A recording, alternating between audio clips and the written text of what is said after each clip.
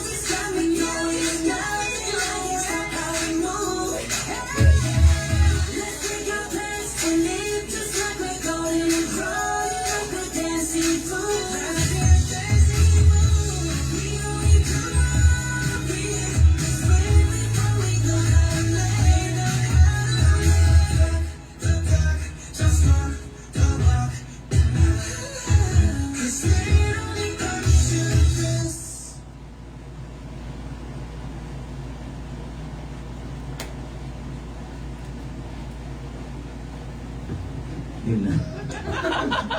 Parang hindi mo tapos eh. Good evening. Welcome. This is your show. This is your life. AGT, Anything Goes Topic, Season 2, Episode 59. 59, ha? July 27, 2021. And it's another Bible Tuesday night. So, congratulations! Oh, Ako ay Pilipino. Yes. Yan. Oh, congrats. Sa ating weightlifter, yan, na Heidelin Diaz, no? Napalitan na eh, Ogie Diaz na yun. Sakto eh. Ang galing-galing talaga ng mga Pinoy. It takes her, no? At ilang seconds, no? Para matuwa ang Pilipino, no? Natabunan yun news eh. Oo, Natabunan. Very good. Positive agad. Yan. At saka nakakatawa yung mga ano niya dati, no? Yung mga bashers. May kakain pa nga daw ng pupo eh. O nahanap ngayon. Alam niyo kasi, mahirap yung ganyan, no?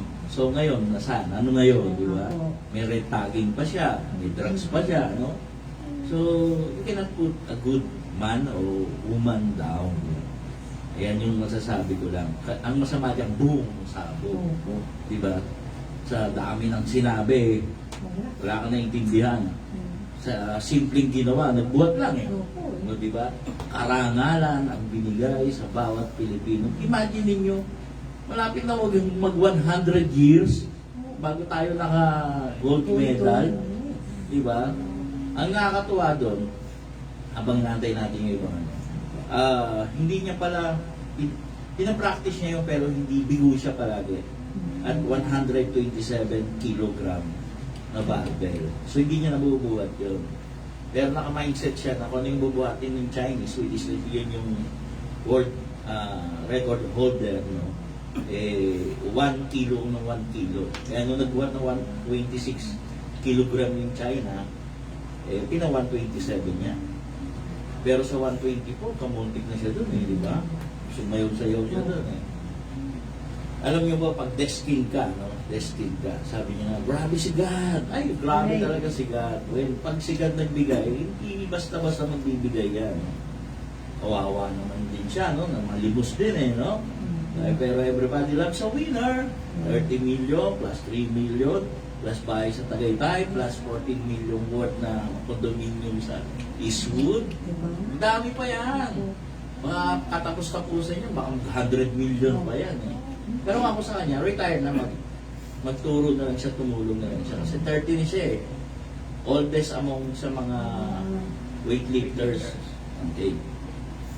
So, yun yun. Okay. Nakakatuwa din, meron din siyang isang Chinese na nag-train sa kanya. Yung Chinese na yun, nag-train din ng tatlong Chinese na naka-gold. Wow. So, tapos yan naman yung tinitrain. Ayun yun. So, ayun, apat na gold na produce ng Chinese na yun. Sino ba yun? Si Go? Go ba yun? Basta something gano'n. Basta hindi sila nagkakaintindihan, no? Siguro sabi, itong buhat mo. Pati yung conditioning coach na happen to be yung boyfriend niya, no? Alam mo kasi, ang mga athlete, no, mahirap ang discipline yan. Talagang kinukulong yan.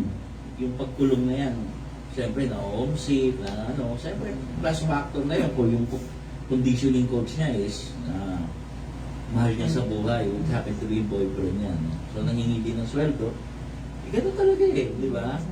Nakita niyo naman, hindi naman sayang ang ginastos kaya Heidelin Diaz. No? Imagine yung 100 years, no? To produce a gold, no? Medalist, no? Yan. Nakatay tayo sa 16, number 16 na countries among sa napakaraming bansa sumali sa Olympics. Okay. Congratulations sa lahat ng Pilipino. So, kaya nga bukas, magbubuhat na ako eh. Wow. Magbubuhat na ako. Kaya anti-sleep ako eh. Ano mo ba din sabihin? Yung sardinas, buksan. Okay, so ilan na sila? 24. Yan, sige. Medyo mulan na naman. Opo. Minto lang, tama yung siyam-siyam, umulan. Tsaka malakas yung hangin. Talaga.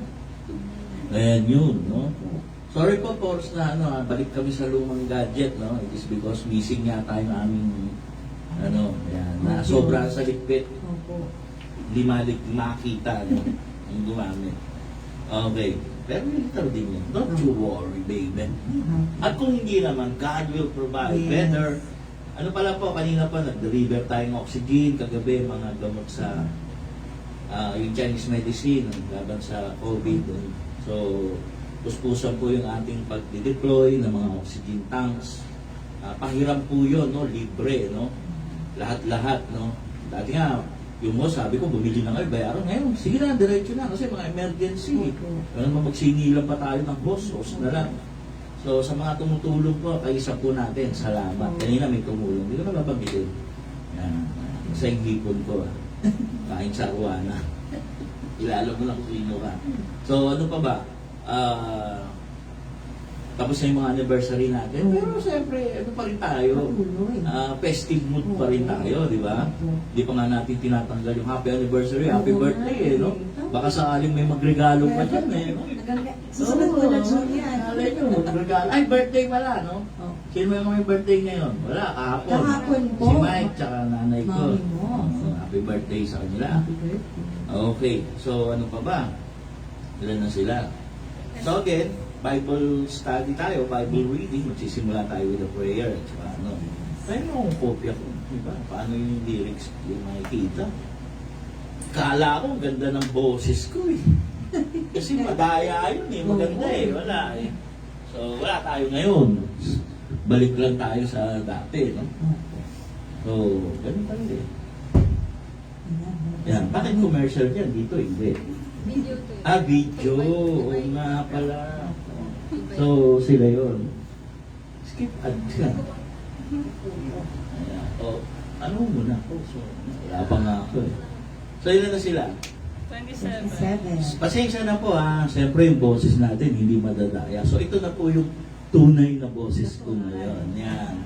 Hindi naman ako takot eh. Kahit wala yung mga pandaya-daya na Performer yan. naman, di ba? Oo. Yan yun. Wala eh. Nabusan po tayo eh. Mga AGT yun. Mga AGT na gagamit. Wala eh. Bakit gano'n? Mayroon din yan. Dati ko. Sa lahat ng tumutulong po, no? Kasi wala naman talaga tayong pondo para sa mga ginagawa natin. Bahala na po yung Diyos. Okay? Okay. So, kakanta na tayo para makapagsimula na tayo. Ano oras na? 11:15. O, sakto na to. Ilan na sila? O, sa makikinig po ng 26, lucky number. Kaya nyo sa loto. Nakaloto na ba kayo? Okay.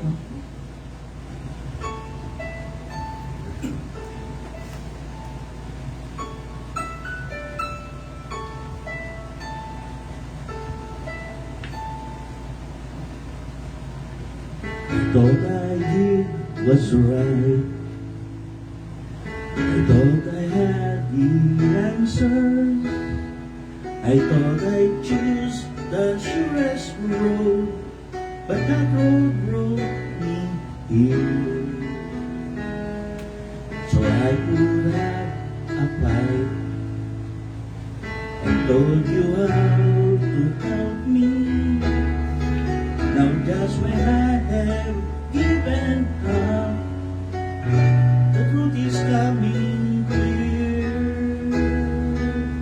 You know better than I. You know the way. I let go, that lead to no one. For you know better than I. This has been a test. Cannot see the reasons, but maybe knowing I don't know. It's part of getting through. I try to do what's best. It has made it easy to see the best thing I can do. It's to put my trust in you. For you know better than I. You know the way. Let go, that lead to no one. For you know better than I saw one cloud, thought it was the sky. And I saw a bird and thought I could follow. And it was you for that bird to fly. If I let you reach me,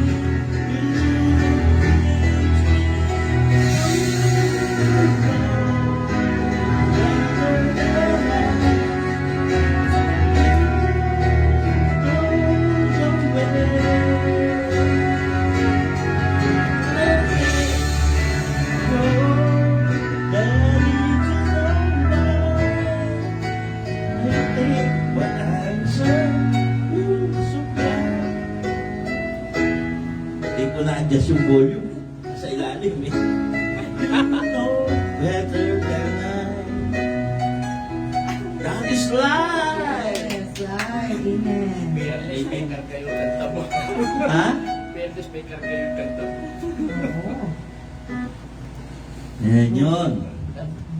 Alam nyo ha, hindi ako marunong bumanta pag wala kayong daya ha. Ay, walang daya yan. Kaya yan. Ayang kaya yan. So, babasa tayo. Ay, asa na yung pambasa ko? Genesis 45. Kasi iba na ang basahan ngayon.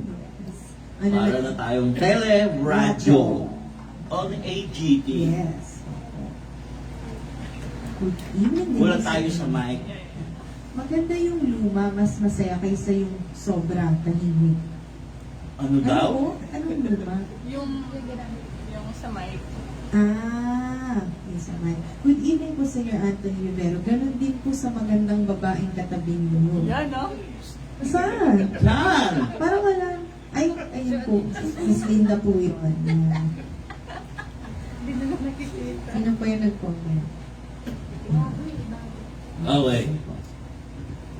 Magbasa na tayo. Basa na po tayo. Chapter 45 po tayo ng Genesis. Nang magkagayon, ay hindi nakapagpigil si Joseph sa harap nilang lahat na nakatayo sa sitting niya at sumigaw. Paalisin ninyong lahat. Lahat ng tao sa aking harap. At walang taong tumayo na kasama niya. Samantalang si Joseph ay Kat nga. Sorry. Nawala ko. Ano ba, Heidelin Diaz? Sorry po. Ulit, take two. Okay. Genesis chapter 45. Ako si Joseph, ha? Opo. Ikaw yung narrator, ha? Opo. Iba senior, wala kasing gano'n. Sorry po. Dire-diretso. Nang magkagayon ay hindi nakapagpigil si Joseph sa harap nilang lahat na nakatayo sa siping niya at sumigaw, Paalisin ninyong lahat. Lahat ng tao sa aking harapan. at walang taong tumayo na kasama niya, samantalang si Joseph ay napakikilala sa kanyang mga kapatid. At siya'y umiyak ng malakas, at narinig ng mga Ehipsyo, at narinig ng sambahayan ni Paraon. At sinabi ni Joseph sa kanyang mga kapatid, Ako si Jose. Ako si Joseph. Buhay pa ba ang aking ama? at ang kanyang mga kapatid ay hindi mga kasagot sa kanya, sapagkat sila'y nagugulumihanan sa kanyang harap. At sinabi ni Joseph sa kanyang mga kapatid, Lumapit kayo sa akin. Isinasama ko sa inyo. Nakikiusap ako. at sila'y lumapit, at kanyang sinabi, Ako si Jose. Ako ang inyong kapatid na pinagpili ninyo sa mga dumadaan na tabi ito.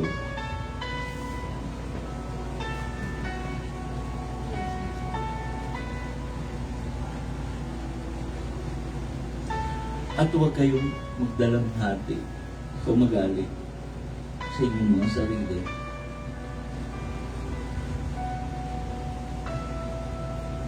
Kahit pinagbili niyo ako. Sapagkat ginusto ito ng Diyos, sinugo ako ng Diyos sa unahan ninyo upang magadya sa ating buhay. Sapagkat may 2 taon na ang kagutuman ay nasa lupain at may 5 taon pang hindi magkakaroon ng pagbubukid o pag-aani. At sinugo ko ng Diyos sa unahan ating lahat upang panatilihin kayo, pinakalayo natin sa lupa, iligtas ang inyong mabuhay sa pamamagitan ng dakilang tagapagligtas ng Diyos. Hindi kayo nagsugo sa aking kapalaran, kundi ang Diyos. At Kanya akong ginawang ama kay Paraon at Panginoon ng buo niyang buhay at bahay at tagapamahala ng buong lupain ng Ehipto. Magpadali kayo at pumarong kayo sa aking ama. At sabihin niyo sa kanya, ganito ang sabi ng iyong anak na si Joseph. Ginawa akong Panginoon ng buong Ehipto. Pumarito ka sa akin, huwag kang mag-ulawat. Huwag din yung ingapin inyong pag-aari dahil ang buti ng buong lupain ng Ehipto ay sa inyo ibibigay.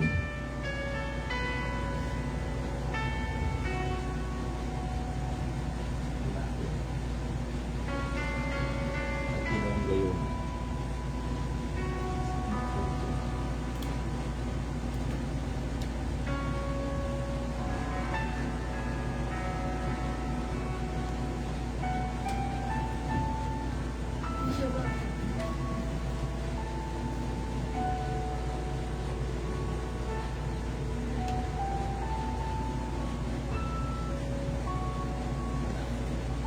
So, nag-20.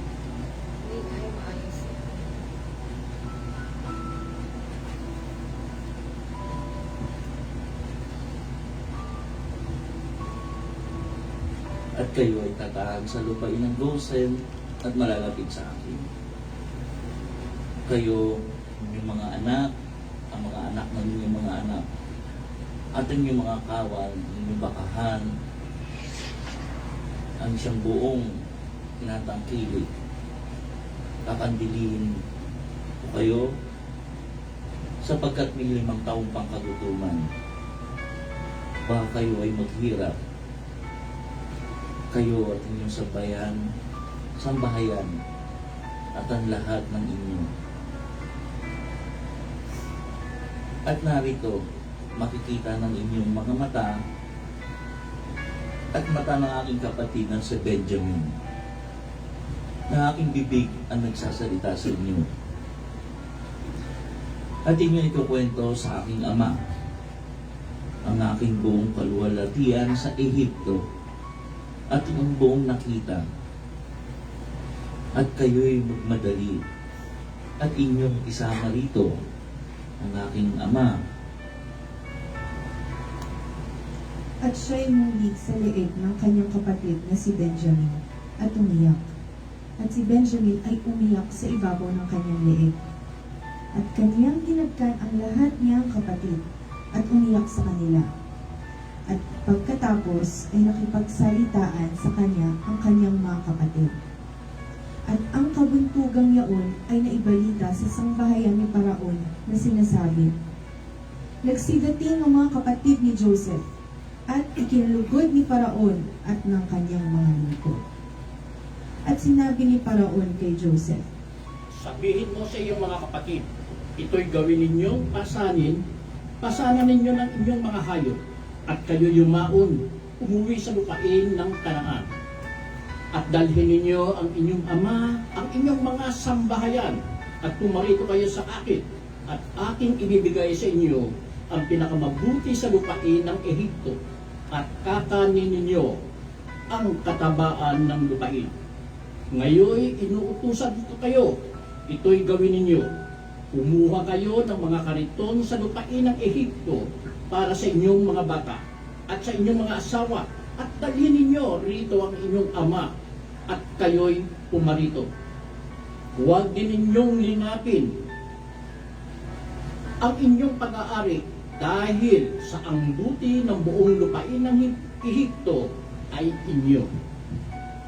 at ginawang gayon ng mga anak ni Israel. At binigyan sila ni Joseph ng mga kariton ayon sa utos ni Paraon, at sila'y binigyan ng mababaon sa daan. Sa kanilang lahat ay nagbigay siya ng mga pangpalit na bilisan, ngunit kay Benjamin ay nagbigay siya ng 300 putol na pilak at 5 pangpalit na bihisan. At sa kanyang ama ay nagpadala siya ng ganitong paraan: 10 asnong may pasang mabuting mga bagay sa Ehipto, at 10 asna na may pasang trigo at tinapay at pagkain ng kanyang ama sa daan. Sa ganito ay kanyang pinagpaalam ang kanyang mga kapatid, at sila'y yumaon, at kanyang sinabi sa kanila,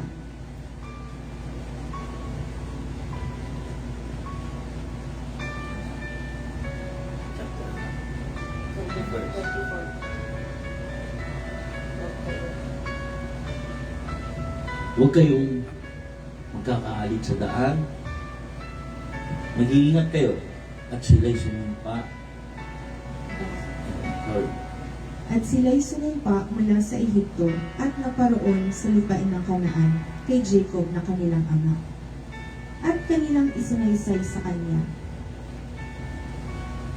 na sinasabi, Si Jose ay buhay pa at siya'y puno sa buong lupain ng Ehipto, at ang kanyang puso ay nang lupaypay.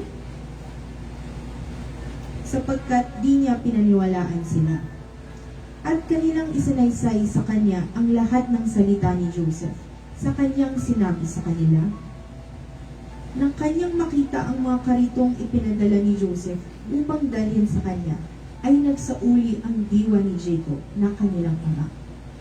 At sinabi ni Israel, Siya na, si Jose na aking anak ay buhay pa. Ako'y panoroon at titingnan ko siya bago ako mamatay. ito po ang salita ng Diyos. Bumata si Oo, Jacob si yung Jacob. boses, ha? Galit na galit, ha? Sensya na po, ha? Ibang version po kasi yung gamit namin, not the usual. So medyo nahirapan kami, naliligaw, no? Opo. Sorry po, sorry. Last minute kasi nakita namin there was some problem po, no? Yung mga cutting. So mas mabuti na ibigay natin.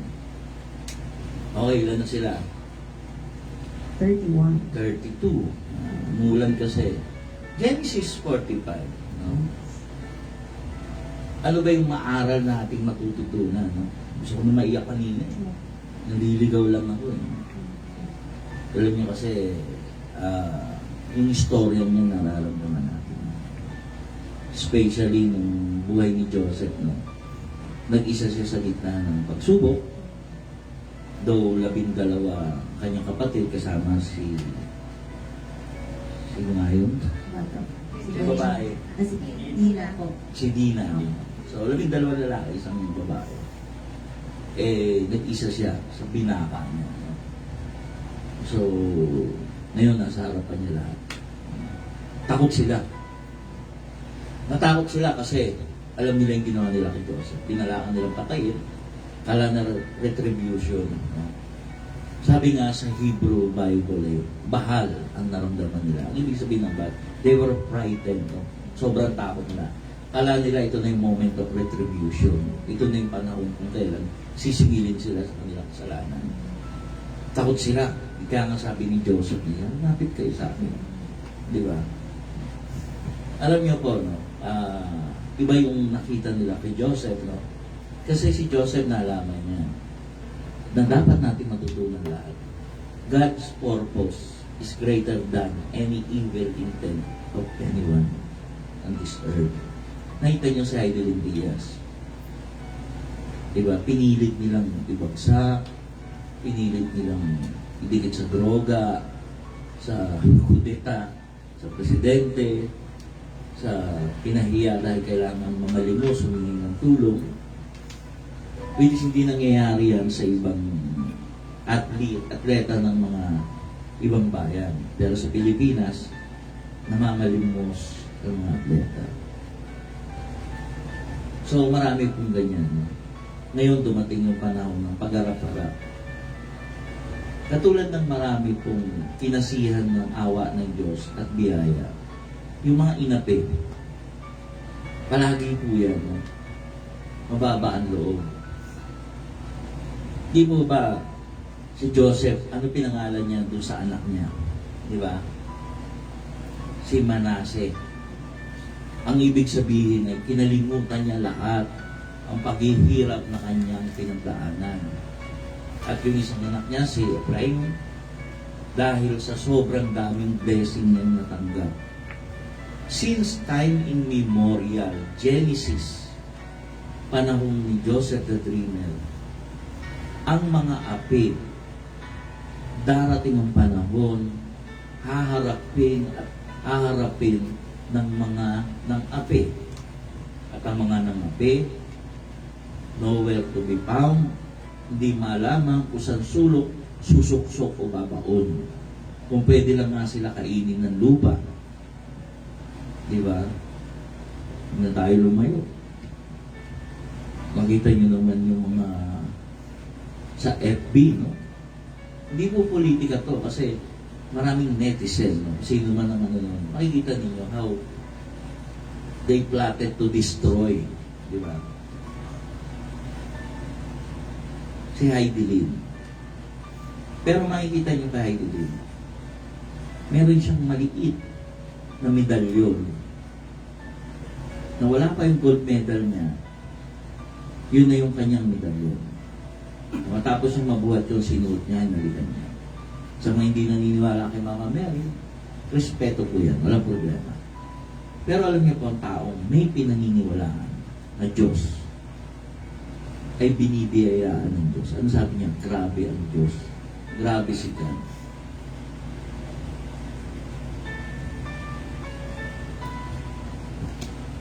Napakapagpatawad si Joseph kahit gano'n ang ginawa sa kanya. Alam niyo kung pagpapatawad, hindi yan makukuha at mararamdaman ng isang tao. Not unless na-experience mo ang Diyos, naramdaman mo ang Diyos sa buhay mo, lahat ng bagay.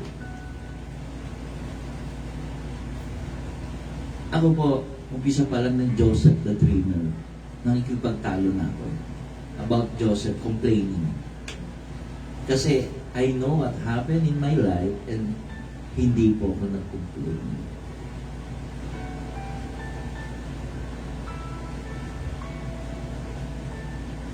Ang istorya po ni Joseph, mga nagdaang panahon, Heidelin Diaz, tayo, ako, alam po natin yun.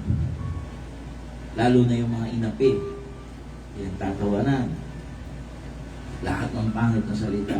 Darating ang panahon na haharapin ninyo those people who judge you. Those people who plotted against you. Na wala ka namang gusto gawain. Nainggit lang sa'yo. So, ang akin po dito for one, para maging mapagpatawad, you must experience the blessing of God, being with God. Ako po, I was so blessed and wala pa noon. Kasi, wala naman ako magagawa without God. Isang simpleng Anthony Bibero lang ako sa sulok.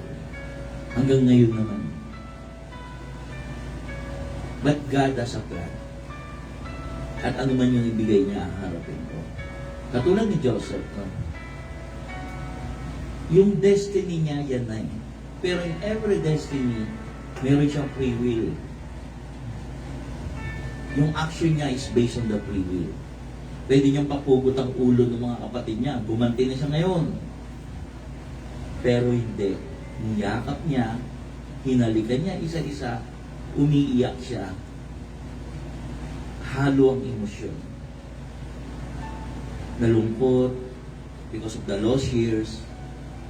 Alam niyang mahal na mahal niya yung mga yon, pero iba ang nangyari. Kaya ang blessing niya, never stop. Never stop.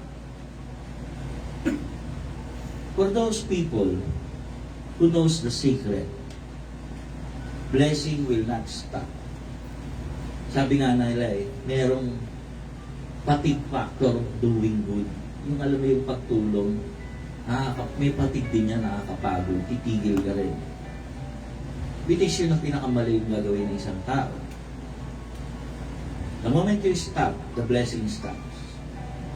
Good things stops. Walang iniwan yan sa pagdaloy ng tubig. Pag napagod ng tubig dumaloy, hihinto ang pagdaloy ng tubig. At mawawala ng tubig, mula kung saan siya mapagod hanggang dulo ang epekto. Anong sabi ni Joseph palagi? Ay, hindi ko po kaya interpret yung dream. Diyos lang po nakakapag-interpret. Anong sinabi niya sa mga kapatid niya? Hindi kayo nagpadala sa akin dito. It's not you sent me here, but God. Hindi yung ginawa ninyo. Hindi kayo na mga tumalikod sa akin. Hindi kayo na nagbenta sa akin. Hindi kayo na nag-isip na masama. Hindi kayo na nagtawa sa akin ang nagdala sa akin dito, kundi ang Panginoon. Giving glory to God in everything, good and bad, will give you a never-ending blessing in life. Alam niya yung buhay niya is not ruled by any good man or bad. Hindi yan dahil sa masasamang tao at mabubuting tao. Hindi yan because of circumstances, yung mga pangyayari o kapalaran. Joseph, alam niya na yung buhay niya ay dahil sa Diyos. Kung yung kapalaran niya dahil sa Diyos. Kaya hinalikan niya, ihakap niya, iyak siya ng iyak. Iyakan sila at pinanunod sila ng mga Ehipto. Kinuwento sa Paraon, natuwa ang Paraon kasi napakabuti ang puso ni Joseph at sinabihan siya na tawagin mo silang lahat. Bigyan sila ng kayamanan, ng lupain, patirain mo rito, siguraduhin maganda ang kanilang buhay.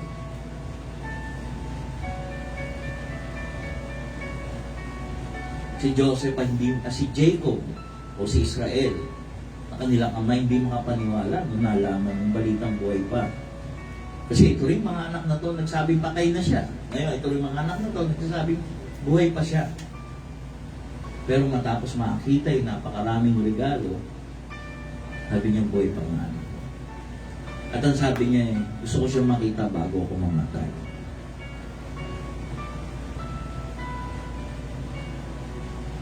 It's very sad. Genesis 45 to 46, or Genesis about Joseph, is still continuing to this day. Hindi lang sa atin, hindi lang kay Heidi din, sa inyong lahat. Biktima tayo, or tayo ang nambibiktima dahil sa inggit, pag-iimbot, at kasamaan. Isa lang po masasabi ko sa chapter 45.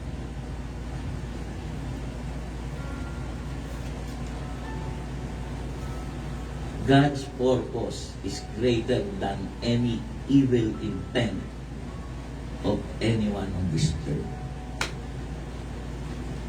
Sorry. Hindi nyo ba napansin?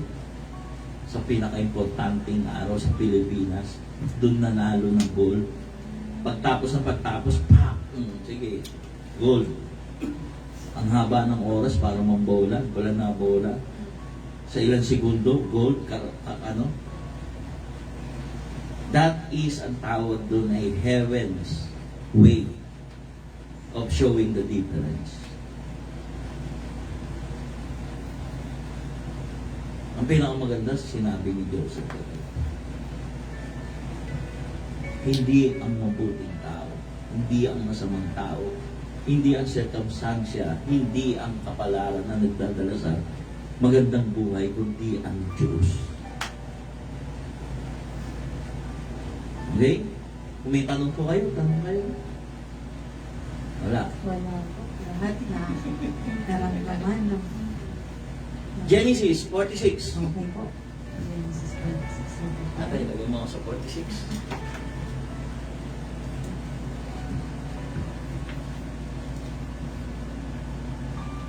Good evening po sa ating lahat. Babasahin na po natin sunod ang Genesis chapter 46 po.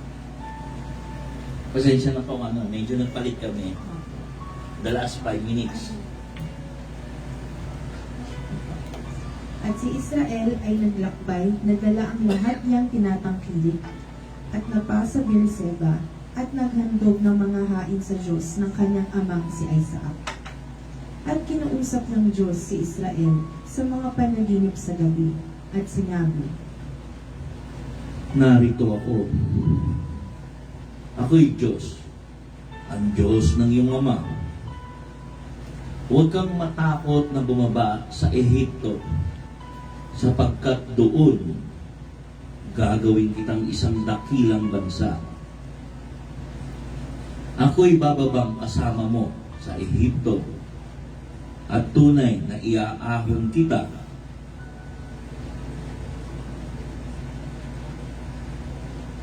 At ipapatong ni Joseph ang kanyang mga kamay sa iyong mga mata.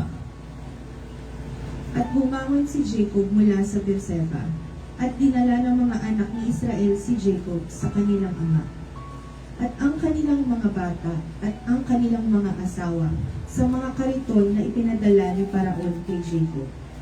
At kanilang dinala ang kanilang mga hayop, at ang kanilang mga pag-aari, na kanilang inimpok sa lupain ng Kanaan, at napa sa Ehipto, si Jacob at ang buong binhi niya na kasama niya.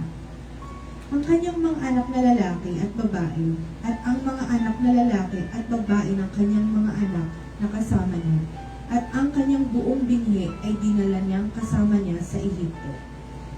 At ito ang mga pangalan ng mga anak ni Israel na napasa Ehipto ni Jacob at ng kanyang mga anak. Si Ruben na anak na panganay ni Jacob, at ang mga anak niya ni Ruben, si Hanok, at si Palu, at si Hezron, at si Carmi. At ang mga anak ni Simeon, si Jemuel, at si Jamin, at si Ohad, at si Jakin, at si Zohar, at si Saul na anak ng isang babaeng taga-Kanaan. At ang mga anak ni Levi, si Gerson, si Koat, at si Merari. At ang mga anak ni Judah, si Er, at si Onan, at si Sela, at si Fares, at si Zara. Ngunit si Er at si Onan ay namatay sa lupain ng Kanaan. At ang mga anak ni Pares, si Hezron at si Hamul. At ang mga anak ni Isakar, si Tola at si Pua at si Job at si Simron. At ang mga anak ni Zabulun, si Seret at si Elon at si Jalil. Ito ang mga anak ni Leah na kanyang ipinanganak kay Jacob sa Padan Aram, 10 ng kanyang anak na babaeng si Dina. Ang lahat na taong kanyang mga anak na lalaki at babae ay 33. At ang mga anak ni Gad, si Ziphion at si Adi, si Suni at si Esbon, si Heri at si Arodi at si Areli.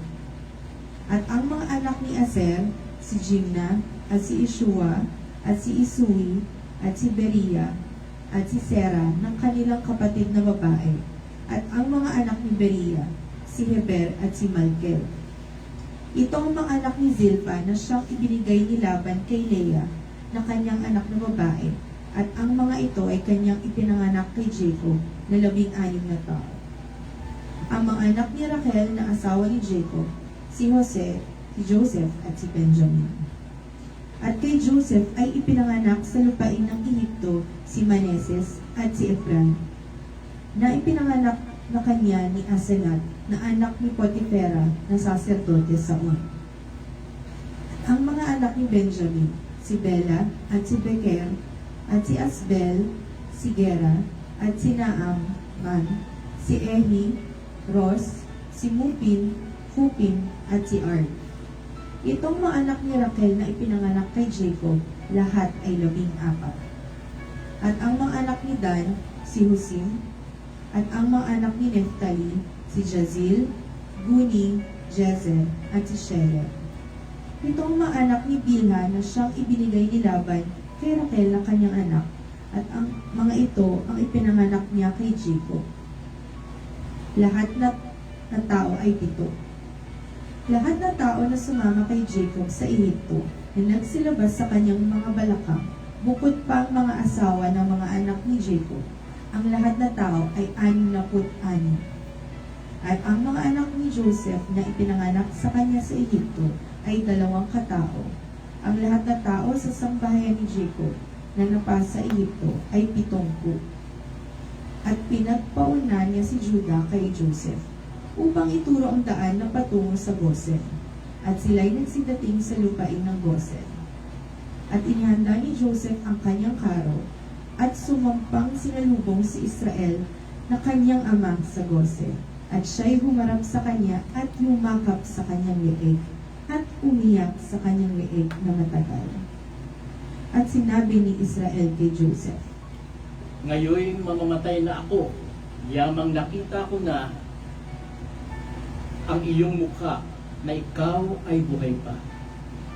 At sinabi ni Joseph sa kanyang mga kapatid at sa sambahayan ng kanyang ama, Ako'y aahon at aking sasaysayin sa paraon at aking sasabihin sa kanya, ang aking mga kapatid at ang sambayanan ng aking ama ay nangasa lupain na Kanaan ay naparito sa akin. At ang mga lalaki ay mga pasto o tagapag-alaga ng hayop at kanilang dinala ang kanilang mga kawan, kanilang bakahan at lahat ng kanilang tinatangkilik.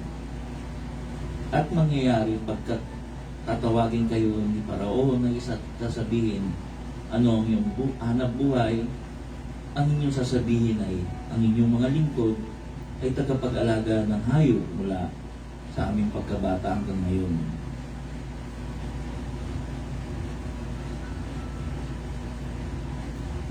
At mula pagkabata kami at ang aming mga magulang ay natitira sa lupain ng Gosen sapagkat ang bawat tagapag-alaga ng pastol o mga hayop ay kinasusuklanan sa Ehipto. ito po ang salita ng Diyos. Salamat po sa Diyos. Nakita na yung mag-ama. Yes, okay. Hi, Mark Kenneth Balicanta. Thank you for watching. Kasama ba ang mga asawa ni Jacob sa Egypt? Bakit parang hindi sila importante? Actually, kasama lahat. Diba? Pati nga ang hayop eh. So, kasama yan.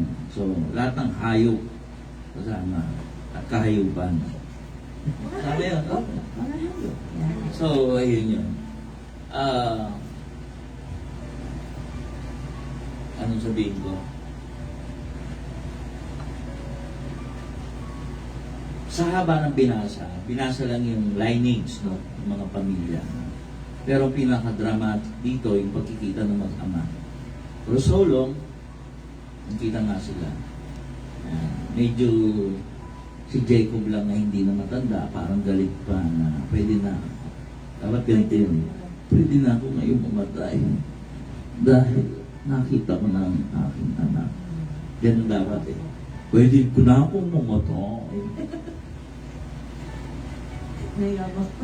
Matanda na si Jacob eh. Pwede na nga siya mamatay eh. Okay, anyway, there is room for improvement. No? Ganda yan, naaaliw kami. No? So, basahin natin ang Genesis 46, no? Karamihan doon, yun nabanggit, no? Pero, so far, alam naman natin yung mga asawa ni Jacob o ni Israel, no?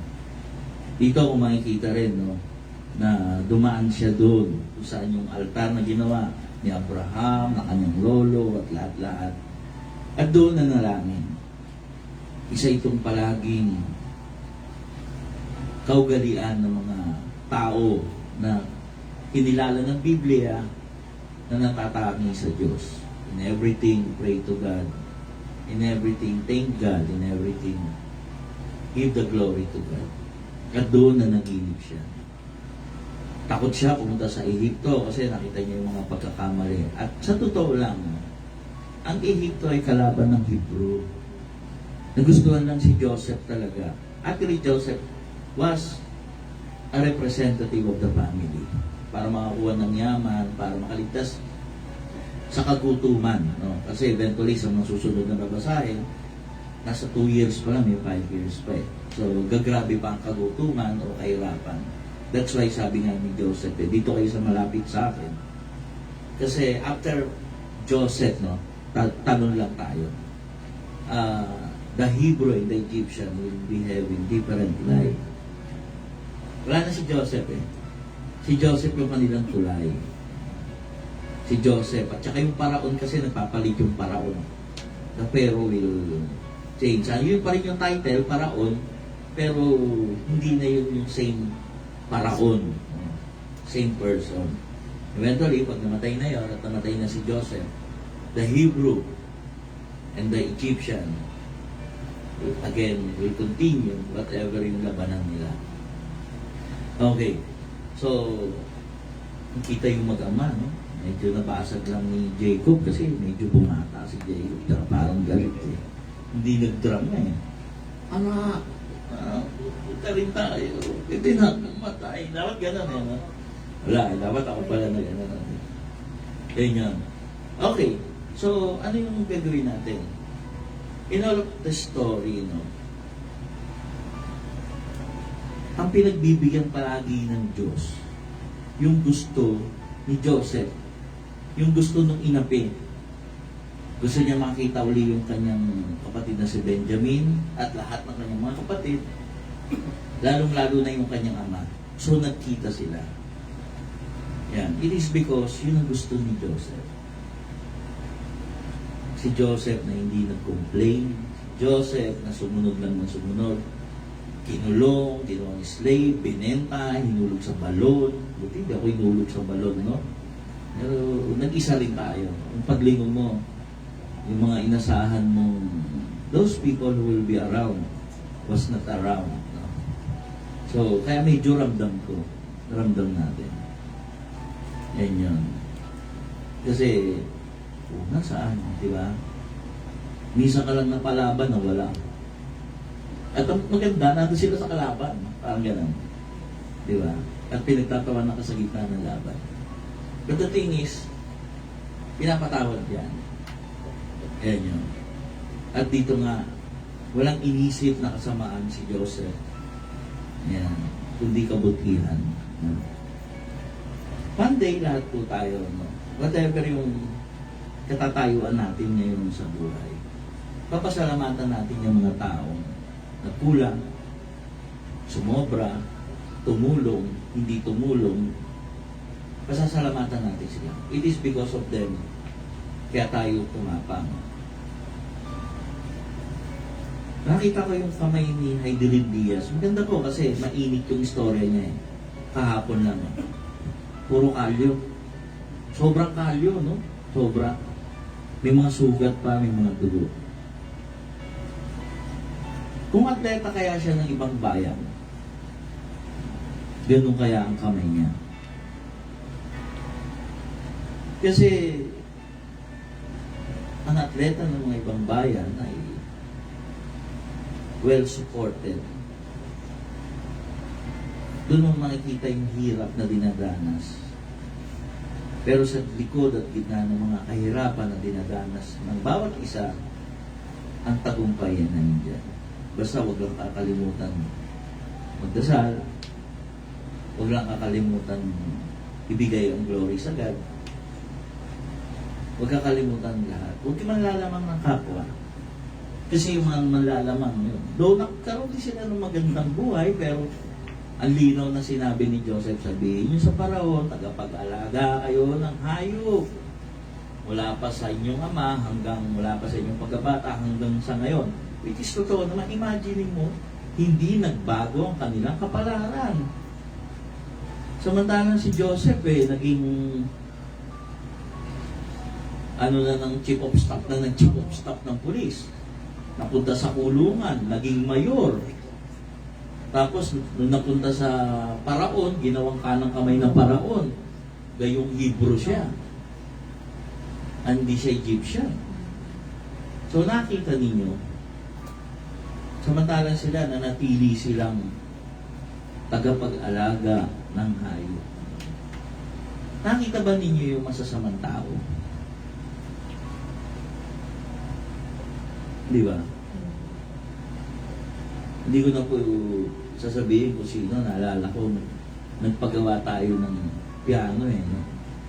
Kinuwento rin, ginawa ko ng piano yun. Pero alam ko po, yun yung tumanggap ng malaking pera.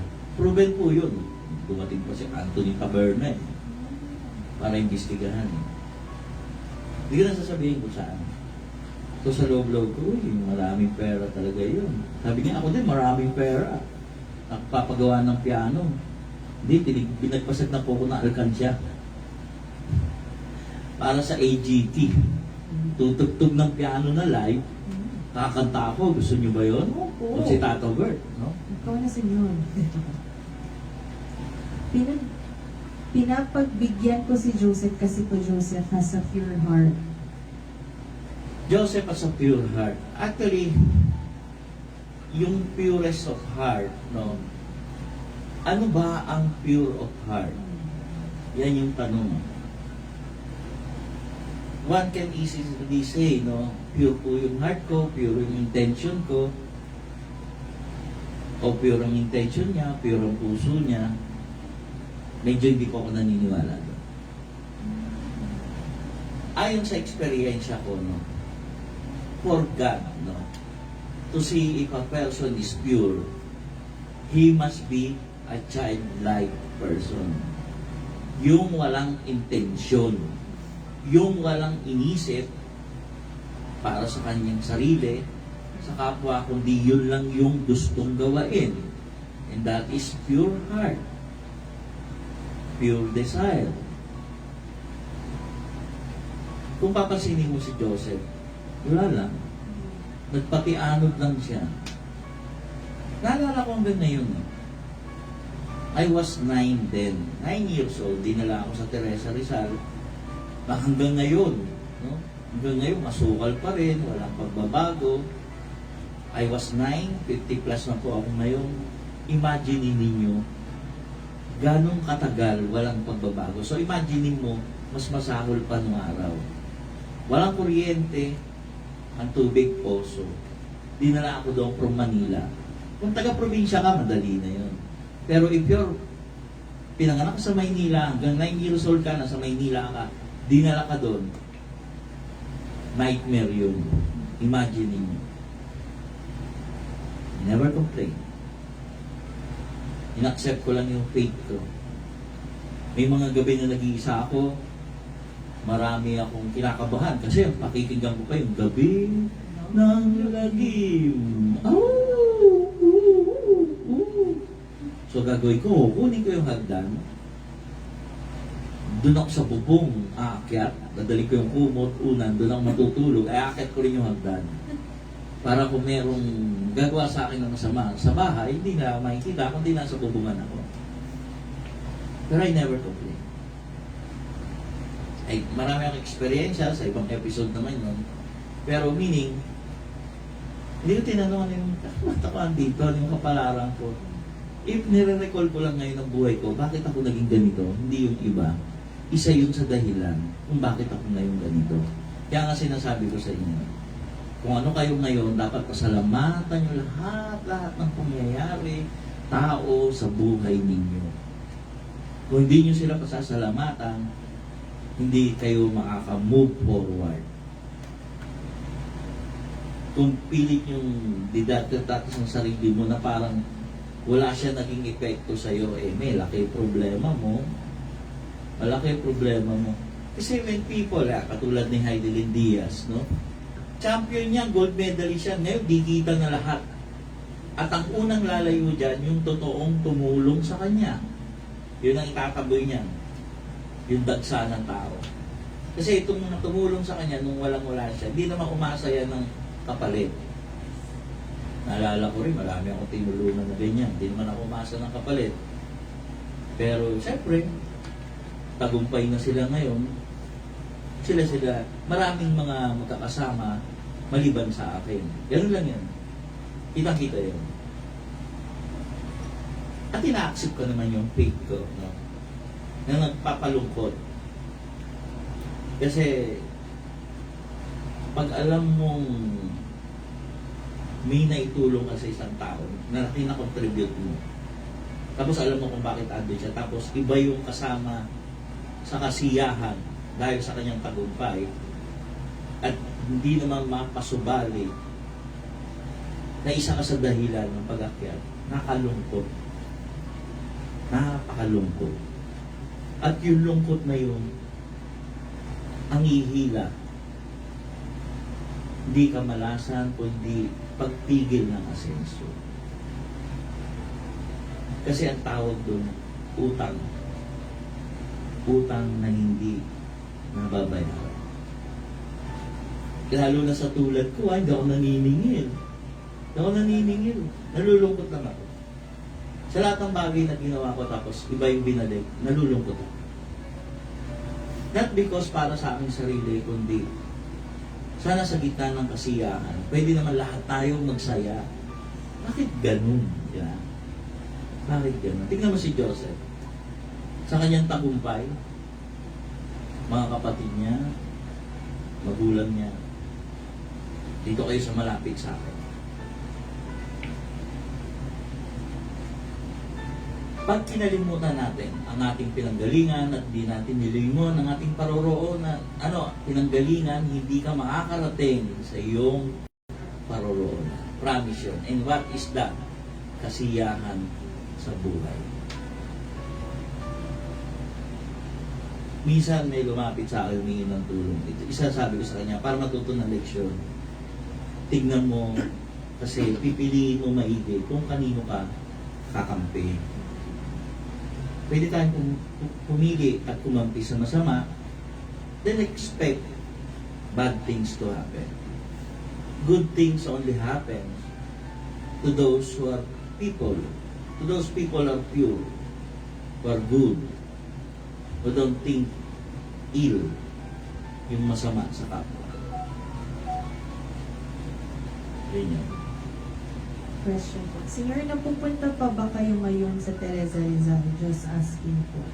Nung pupunta kami, ilang beses na kami pumupunta, pero not ganun kadalas. Pag parang merong hila lang na pumupunta. Marami na ako naisama doon. Nagugulat nga sila paano ako nakatira doon. 9 years old ako. Eh kung ngayon nga parang ang hirap eh. Eh di lalo na noon, 9 years old ako. I was walking 10 kilometers Mabot ang dilim, natatakot din ako. Nagdadasal lang ako. Maraming tanong, pero di ako nagre-reklamo. Yun lang. Takot ako sa aswang, baka may aswang. Takot ako sa ahas, na marami naman doon. Yun yan. Okay? Halos pareho po tayo ng pinagdaanan. Oh, Sino yan? si Mamita po. Okay. Siya naman po tanay ko, Teresa. Malamang nakita kami. Kaya tayo nasa punong walang panty. Daanan ko. Ano po masasabi mo sila dun sa mga taong hindi kayang magpatawad? Actually, hindi rin sila sasaya. They will have the same karma doon sa mga taong gumawa sa kanila ng kasamaan. Kasi hindi na masaya yung nakagawa ng masama sa iyo. Tapos yung gumawa sa iyo, ikaw, no? Nagawa ng masama, hindi ka nagpatawad, then malungkot ka din. Kasi para sumaya ka, dapat open. Yan yun. Ako naman, wala namang problema sa akin yan. Kaya lang, sabi ko nga, katulad niyan, mga kapatid ni Jacob, ni Joseph, dapat merong remorse. Ayun yun. Actually, mahaba pa yung story, masasagasaan lang. Ganyan. Okay.